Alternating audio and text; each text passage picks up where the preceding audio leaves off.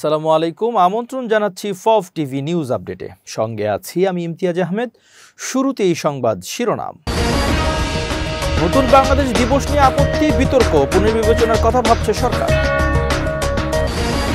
বন্দুকের মুখে মুসলমানদের বাংলাদেশে পাঠাচ্ছে ভারত। ইরানের সঙ্গে গোপনে যা করতে চায় আমেরিকা। ইরানকে ফাঁসাতে যুক্তরাষ্ট্রে হামলা, ইসরায়েলের ভয়ঙ্কর ষড়যন্ত্র ফাঁস। এবার বিস্তারিত। বাংলাদেশে অন্তর্বর্তী সরকার গঠনের দিন ৮ আগস্টকে নতুন বাংলাদেশ দিবস ঘোষণা নিয়ে বিভিন্ন পক্ষ থেকে আপত্তি ও প্রতিবাদের মুখে সিদ্ধান্তটি পুনর্বিবেচনার কথা ভাবছে সরকার।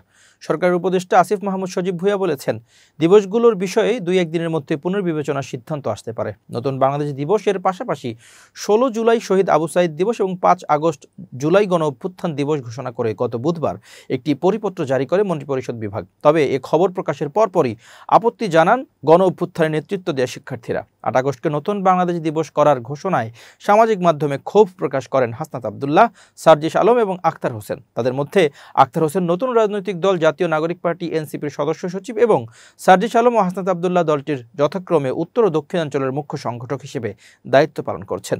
আক্তার হোসেন বলেন, এখনও জুলাই ঘোষণাপত্র কিংবা সংস্কার কিছুই হয়নি। সেক্ষেত্রে শুধুমাত্র সরকার গঠনটাকে নতুন বাংলাদেশ হিসেবে উপস্থাপন করাকে আমরা যুক্তিসঙ্গত মনে করি না। হাসনাত আবদুল্লাহ সামাজিক মাধ্যমে পোস্টে লেখেন, ৫ আগস্টের সাধারণ ছাত্র জনতার এই অর্জনকে সরকারের কুক্ষিগত করার চেষ্টা মেনে নেওয়া হবে না। ৮ আগস্টের পরিবর্তে ৫ আগস্টকে নতুন বাংলাদেশ দিবস হিসেবে ঘোষণা করা উচিত বলে মন্তব্য করেছেন জামাত ইসলামের আমির শফিকুর রহমানও। শুক্রবার এক লাইনের একটি ফেসবুক পোস্টে তিনি এ মন্তব্য করেন। সরকার কি ভাবছে? ২০২৪ সালের ৫ আগস্ট শেখ হাসিনা পতনের পর ৩ দিন কার্যত সরকারবিহীন ছিল বাংলাদেশ। এর মধ্যে অভ্যুত্থানের নেতৃত্ব দেওয়া শিক্ষার্থীরা অন্তর্বর্তী সরকারের প্রধান হিসেবে নোবেল বিজয়ী অধ্যাপক মোহাম্মদ ইউনূসের নাম প্রস্তাব করেন। ৮ আগস্ট ফ্রান্স থেকে দেশে ফেরেন অধ্যাপক ইউনূস। রাজনৈতিক বিশ্লেষক, ঢাকা বিশ্ববিদ্যালয়ের অধ্যাপক আসিফ মোহাম্মদ শাহান বলেন, কেবল নতুন সরকারের শপথ গ্রহণ ছাড়া এই দিনটি আর বিশেষ কোনো তাৎপর্য নেই। এমন নানা আপত্তি ও আলোচনার প্রেক্ষাপটে সরকার কি ভাবছে? স্থানীয় সরকারের উপদেষ্টা আসিফ মাহমুদ সজীব ভূঁইয়া বলেছেন, দিবসগুলো নিয়ে সরকার পুনর্বিবেচনা করছে। ২-১ দিনের মধ্যে এই বিষয়ে নতুন সিদ্ধান্ত আসতে পারে। ভূঁইয়া বলেন, অন্তর্বর্তী সরকার শুরু থেকেই যে কোনো সিদ্ধান্তের বিষয়ে ফ্লেক্সিবল বা নমনীয়, সবার মতামতের ভিত্তিতেই সিদ্ধান্ত গ্রহণের চেষ্টা করে আসছে। অধ্যাপক শাহানের মতে, দিবস ঘোষণার মধ্য দিয়ে মূলত সরকার তার লিগেসি বা উত্তরাধিকার রাখার চেষ্টা করছে। এই অধ্যাপক বলেন, কিন্তু সেটা তো করবে কাজের মধ্য দিয়ে। যদি অনেক ইতিবাচক পরিবর্তন নিয়ে আসতে পারে তাহলে এই সরকারকে একটা ধন্যবাদ দেওয়া যেতে পারে। তার জন্য একটা আস্ত দিবস রাখা তো অর্থহীন। সরকার গঠনের দিন একটি বিশেষ দিবস হিসেবে পালিত হওয়া উচিত কিনা এমন প্রশ্ন করা হয় জুলাই অভ্যুত্থানের অন্যতম একজন নেতা এবং পরবর্তী অন্তর্বর্তী সরকারের উপদেষ্টার দায়িত্ব পালন করা আসিফ মাহমুদ সজীব ভূঁইয়াকে। তিনি বলেন, উচিত কি উচিত না সেটা বলা আমার দিক থেকে কঠিন। ৮ আগস্ট ছাড়া অন্য দিবস দুটির ব্যাপারে উল্লেখযোগ্য কোনো আপত্তি দেখা যায়নি। কোটা সংস্কার আন্দোলন চলাকালে ২০২৪ সালের ১৬ জুলাই প্রথম আন্দোলনকারী হিসেবে নিহত হন রংপুর বেগম রোকেয়া বিশ্ববিদ্যালয়ের শিক্ষার্থী আবু সাঈদ। তার গুলিবিদ্ধ হওয়ার ভিডিও সামাজিক মাধ্যমে ছড়িয়ে পড়লে আন্দোলন জোরদার হয়ে ওঠে, যার ২০ দিনের মাথায় ৫ আগস্ট ছাত্র জনতার অভ্যুত্থানের মুখে দেশ ছেড়ে ভারতে আশ্রয় নেন শেখ হাসিনা। আন্দোলনের সময়কালের নিরিখে এই দুটি তারিখ তাই বিশেষ গুরুত্ব বহন করে। সরকারের তথ্য অধিদপ্তরের পৃথক দুটি তথ্য বিবরণীতে ১৬ জুলাই ও ৫ আগস্ট এবং ৮ আগস্টের কথা উল্লেখ করে প্রতি বছর যথাযথভাবে এই দিবসগুলো প্রতিপালন করতে সংশ্লিষ্ট সব মন্ত্রণালয়, বিভাগ ও সংস্থাকে বলা হয়েছে। কোনো ধরনের বিচার ছাড়াই শত শত মানুষকে বাংলাদেশে ফেরত পাঠিয়েছে ভারত, আর এই তথ্যটি দুই দেশের কর্মকর্তারাও নিশ্চিত করেছেন। এ নিয়ে মানবাধিকার কর্মী ও আইনজীবীরা কড়া সমালোচনা করেছেন। তারা বলছেন, এসব বহিষ্কার বেআইনি এবং জাতিগত পরিচয়ের ভিত্তিতে করা হয়েছে। খবর এএফপির। ভারত সরকারের দাবি, তারা যাদের ফেরত পাঠিয়েছে তারা অবৈধ অভিবাসী। তবে প্রধানমন্ত্রী নরেন্দ্র মোদীর হিন্দুত্ববাদী সরকার দীর্ঘদিন ধরেই অভিবাসন, বিশেষ করে মুসলিম সংখ্যাগরিষ্ঠ প্রতিবেশী বাংলাদেশ থেকে আসা অভিবাসীদের বিষয়ে কঠোর অবস্থান নিয়ে আসছে। সরকারের শীর্ষ পর্যায়ের নেতারাও এসব মানুষকে ঘুণ পোকা ও অনুপ্রবেশকারী বলে উল্লেখ করেছেন। এএফপি প্রতিবেদনে বলা হয়, সরকারের এমন অবস্থান ভারতের প্রায় ২০ কোটিরও বেশি মুসলমানদের মধ্যে, বিশেষ করে বাংলা ভাষাভাষীদের মধ্যে চরম উদ্বেগ ও আতঙ্ক তৈরি করেছে। ভারতের প্রবীণ মানবাধিকার কর্মী হর্ষ মান্দার বলেন, বিশেষ করে দেশের পূর্বাঞ্চলের মুসলমানরা আতঙ্কে দিন কাটাচ্ছেন। লাখো মানুষকে অস্তিত্ব সংকটে ফেলা হয়েছে। ভারতের স্থলপথ বেষ্টিত বাংলাদেশে 2024 সালে গণঅভ্যুত্থানে ভারত ঘনিষ্ঠ সরকারের ক্ষমতাচ্যুত হওয়ার পর থেকে নয়াদিল্লির সঙ্গে ঢাকার সম্পর্ক শীতল হয়ে পড়েছে। এরই মধ্যে ভারতের পশ্চিমাঞ্চলের কাশ্মীরে 22 এপ্রিল এক হামলায় 26 জন নিহত হন, যাদের অধিকাংশই ছিল হিন্দু পর্যটক। এরপর ভারতের নিরাপত্তা অভিযান আরও জোরদার হয়। ওই হামলার জন্য ভারত পাকিস্তানকে দায়ী করে, যদিও ইসলামাবাদ তা অস্বীকার করে। এর জেরে দুই দেশের মধ্যে 4 দিনব্যাপী সংঘাতে 70 জনের বেশি মানুষ নিহত হন। এই ঘটনার পর ভারত জুড়ে নজিরবিহীন নিরাপত্তা অভিযান চালানো হয়। হাজার হাজার মানুষকে আটক করা হয়, যাদের অনেককেই বন্দুকের মুখে বাংলাদেশে ঠেলে পাঠানো হচ্ছে। যমুনা সেতুর সঙ্গে আর থাকছে না রেল লাইন। ইতোমধ্যেই খুলে ফেলা শুরু হয়েছে নাট বোল্ট। গত বৃহস্পতিবার সেতুর পূর্ব পারে টাঙ্গাইল অংশে এই কার্যক্রম শুরু করে রেলওয়ে কর্তৃপক্ষ। এর আগে যমুনা নদীর উপর নির্মিত যমুনা রেলওয়ে সেতু গত 18 মার্চ চালু হওয়ার পর থেকে এই সড়ক সেতুর সঙ্গে সংযুক্ত লাইন দিয়ে ট্রেন চলাচল বন্ধ করা হয়। এরপর লাইনটি খুলে ফেলার দিনক্ষণ নিয়ে ভাবতে শুরু করে সেতু কর্তৃপক্ষ। যমুনা রেলওয়ে সেতুর প্রকল্প পরিচালক আল ফাত্তাহ মোহাম্মদ মাসুদুর রহমান বলেন, যমুনা রেলওয়ে সেতু চালু হওয়ার পর থেকে সড়ক সেতুর সঙ্গে থাকা রেল লাইনের আর প্রয়োজনীয়তা নেই, তাই লাইনটি খুলে ফেলা হচ্ছে। রেল লাইন খুলে ফেলার পর সেতুর উপর দক্ষিণ লেন আরও প্রশস্ত করা হবে। যমুনা সেতু কর্তৃপক্ষের নির্বাহী প্রকৌশলী আহসানুল কবির পাভেল বলেন, রেল লাইন খোলার পর 4.8 কিলোমিটার সেতুতে আরও 3.5 মিটার জায়গা বাড়বে। এই 3.5 মিটার জায়গা সেতুর মূল সড়ককে সংযোগ করা হবে। এতে সেতুর উত্তর ও দক্ষিণ লেনে 8 মিটার করে সড়ক প্রশস্ত হবে। এই কারণেই যানবাহন চলাচলে জায়গা বাড়বে, ফলে যানজট এবং দুর্ভোগ হবে না। জানা গেছে 1994 সালের 10 এপ্রিল যমুনা বহুমুখী সেতুর ভিত্তিপ্রস্তর স্থাপন করেন তৎকালীন প্রধানমন্ত্রী খালেদা জিয়া। সেতুর নির্মাণ কাজ শেষে 1998 সালের 23 জুন সেতুটি উদ্বোধন করা হয়। এই সময় সেতুর উপর কোনো রেলপথ ছিল না। পরে সিরাজগঞ্জ ও টাঙ্গাইলবাসীর আন্দোলনের পরিপ্রেক্ষিতে সেতুর উপর উত্তর পাশে লোহার অ্যাঙ্গেল দিয়ে তৈরি করা হয় রেল লাইন। 2004 সালের 15 আগস্ট যমুনা সেতুতে আনুষ্ঠানিকভাবে ট্রেন চলাচল শুরু হয়। সেতুর উপর দ্রুত গতিতে ট্রেন চলাচলের কারণে 2026 সালে প্রথমে সেতুর উত্তর লেনের ফাটল দেখা দেয়। পরে ফাটলটি সেতুর দক্ষিণ পাশেও ছড়িয়ে পড়ে। এই কারণে সেতুর উপর ট্রেন চলাচলের গতিসীমা কমানো হয়। ঘন্টায় 20 কিলোমিটার গতিতে ট্রেন চলাচলের কারণে ট্রেন পারাপার হতে সময় লাগত প্রায় 20 মিনিট। এতে যমুনা নদীর উপর রেলওয়ে সেতু নির্মাণের উদ্যোগ নেয় সরকার। যমুনা রেলওয়ে সেতু চালু হওয়ায় যমুনা সেতুর উপর থেকে রেল লাইন খুলে ফেলার কাজ শুরু করেছে কর্তৃপক্ষ। এবার আন্তর্জাতিক প্রসঙ্গ। ইরানের সঙ্গে সমঝোতায় গোপনে কূটনৈতিক প্রচেষ্টা চালাচ্ছে যুক্তরাষ্ট্র।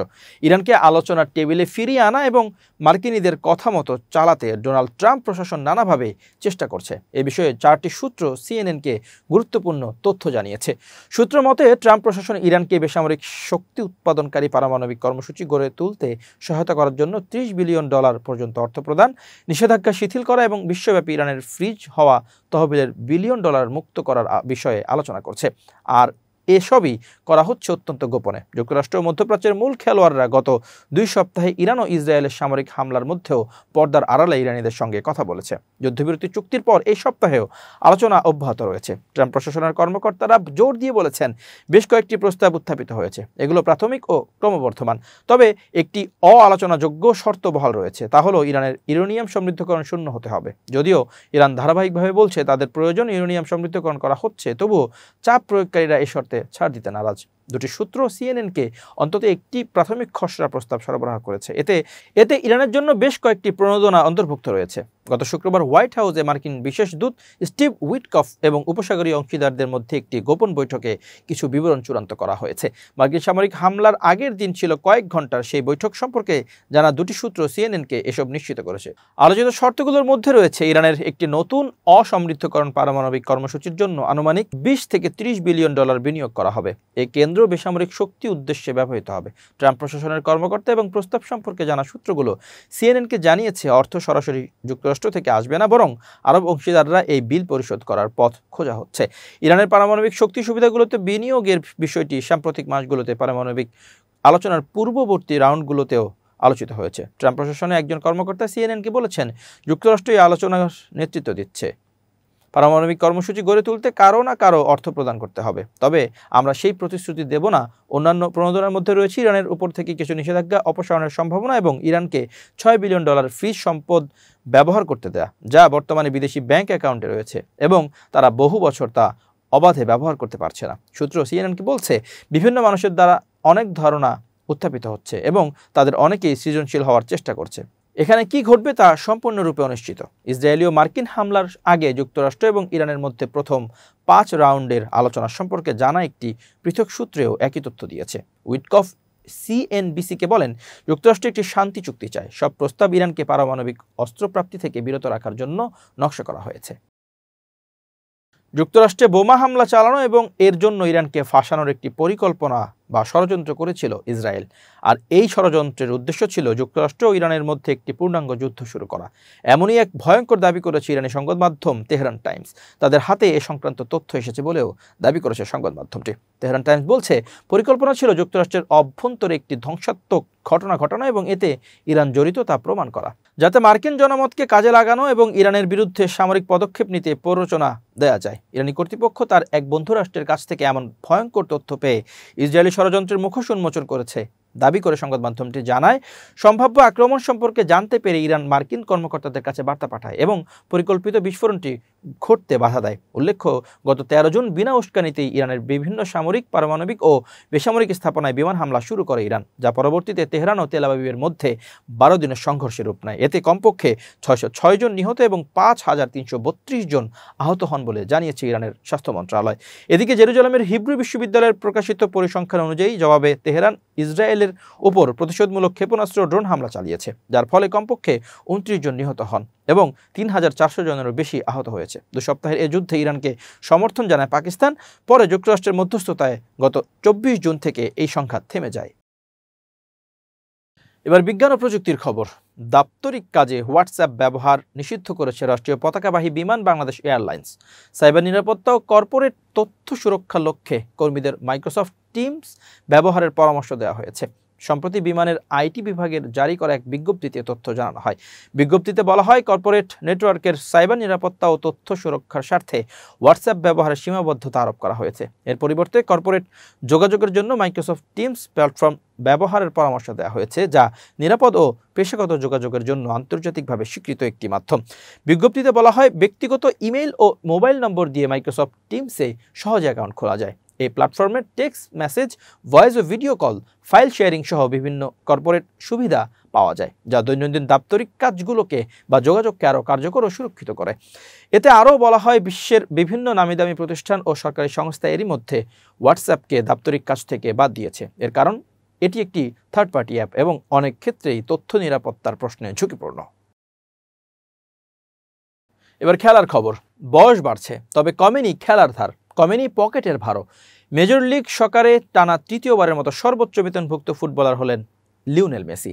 বেতনের অঙ্কটা চোখ কপালে তোলার মতো। ইন্টার মায়ামির আর্জেন্টাইন কিংবদন্তির বেতন লিগে থাকায় 21 দলের সব খেলোয়াড়ের মোট বেতনের থেকেও বেশি। বার্তা সংস্থা অ্যাসোসিয়েটেড প্রেস এপি জানিয়েছে এমন তথ্য। তাদের দাবি, মায়ামিতে মেসির বার্ষিক আয় $2,04,557,557, বাংলাদেশি মুদ্রায় প্রায় 248,40,00,000 টাকা। MLS প্লেয়ার্স অ্যাসোসিয়েশন MLSPA খেলোয়াড়দের বেতনের এ তালিকা বুধবার প্রকাশ করে, যেখানে তারা জানায় মেসির মূল বেতন $1,20,00,000। এছাড়াও মার্কেটিং, বোনাস ও এজেন্ট ফি থেকেও বড় আয় আছে মেসির। তবে পারফরমেন্স বোনাস এবং অন্য কোনো খাত আমলে নেয়নি। জানানো হয়েছে, MLS খেলোয়াড়দের পেছনে সবচেয়ে বেশি অর্থ ব্যয় করে ইন্টার মায়ামি, যা $4,68,00,000, যার পুরো অর্থের প্রায় অর্ধেকই যায় মেসির পকেটে। গত বছরের মে মাসের তুলনায় এবার মেসির বেতন 9.2% বেড়েছে।